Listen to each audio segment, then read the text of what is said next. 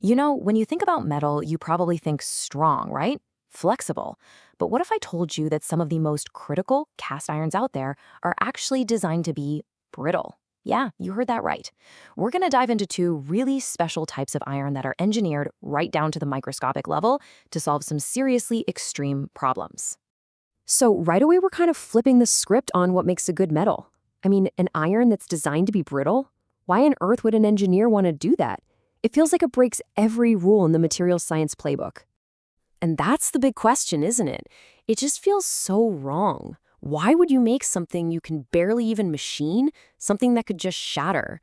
Well, the secret isn't about what you're building, it's all about the enemy you're trying to defeat. Okay, so let's start with something you probably know. Gray cast iron. It's the old reliable. The carbon inside it forms these little flakes, which makes it super easy to machine.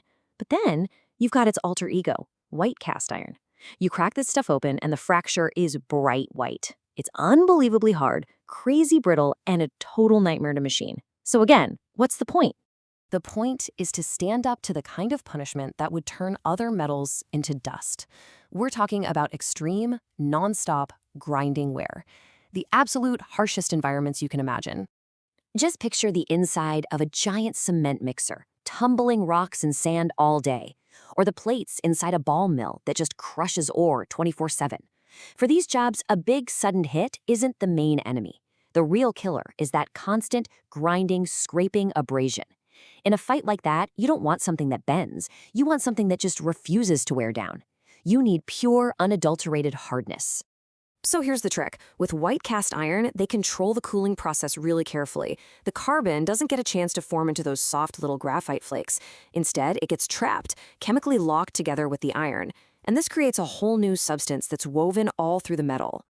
That stuff is called cementate, or iron carbide, and you can basically think of it as a ceramic mixed right into the iron. This is the perfect example of an engineering trade-off. On one hand, cementate is insanely hard and wear-resistant, exactly what we need for those brutal jobs. But the price you pay for that superpower? It's super brittle, and it makes the final product almost impossible to machine. So you can see here, white cast iron isn't just some weird one-off material. Nope, it's a major, fundamental class of cast iron. It's been engineered on purpose with this very specific microstructure to do a very specific and very, very tough job. All right, so that's one problem solved. Extreme wear. Now let's totally switch gears and look at a completely different kind of puzzle. This one is happening right inside the heart of the high-performance engines that power, well, pretty much everything. For ages, the go-to material for engine blocks was our old friend, gray iron. It's cheap, easy to cast, and it's great at soaking up vibrations. But here's the thing. We keep pushing our engines harder and harder. More power, more heat, higher pressures, and good old gray iron is starting to wave the white flag. It just can't take the heat anymore, literally. So what are your choices? Well, on one hand, you've got gray iron. You can see its microstructure here, all those sharp graphite flakes. Those flakes make it easy to work with, but they're also like tiny little cracks waiting to happen. They're weak spots. On the other hand, you have ductile iron. See how the graphite is rolled up into little balls or spheres?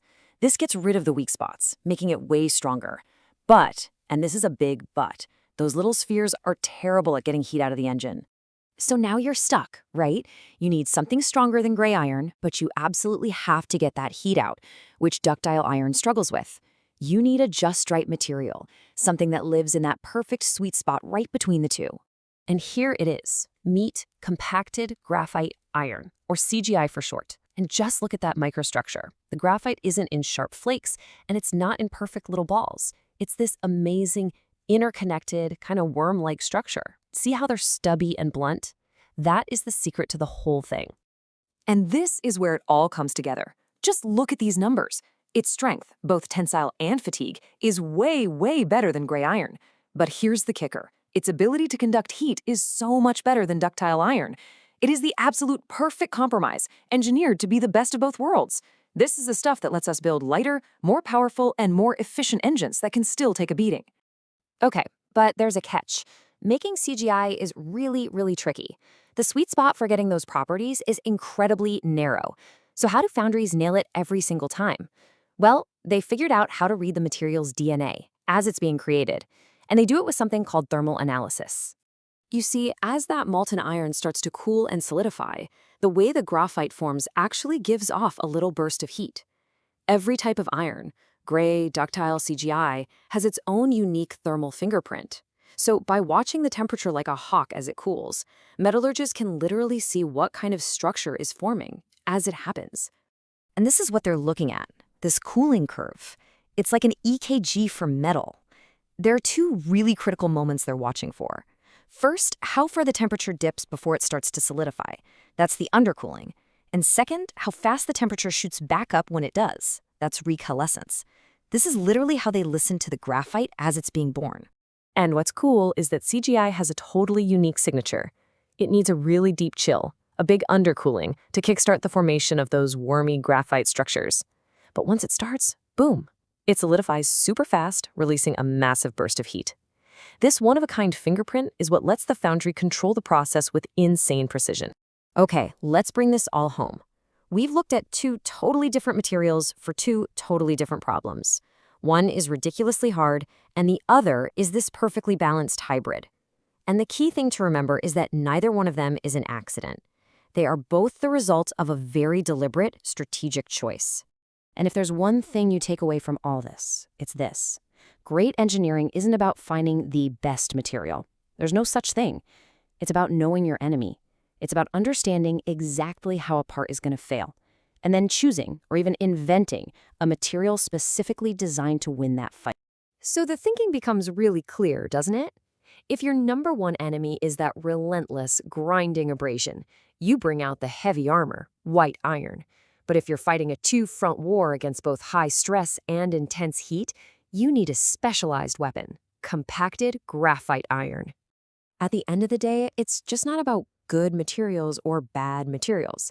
It's about the right material for the job. And what's so amazing is that rightness is engineered right down to the microscopic level, down to the exact shape the carbon decides to take inside the iron. So white iron and CGI are these incredible solutions that helped us solve yesterday's problems in industry and engines. But that just makes you wonder, right? As our technology gets crazier, faster, and hotter, pushing the limits even further, what new materials are we going to need? What amazing new microstructures are out there waiting for us to discover them so we can build the machines of tomorrow?